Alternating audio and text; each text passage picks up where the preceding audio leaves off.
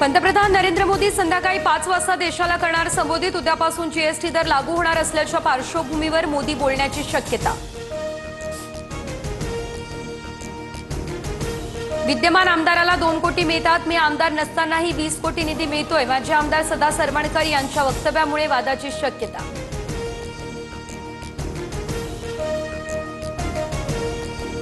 वीस कोटींचा निधी कोणत्या आधारावर मिळाला? ठाकरेंच्या शिवसेनेचे आमदार महेश सावंत यांचा सरमणकरांना हा सवाल। जालन्यात वकील गुणरत्न सदावर्ते यांच्या वाहनावर 4 ते 5 जणांकडून हल्ल्याचा प्रयत्न। हल्ला करणाऱ्यांकडून 1 मराठा लाख मराठा अशी घोषणा।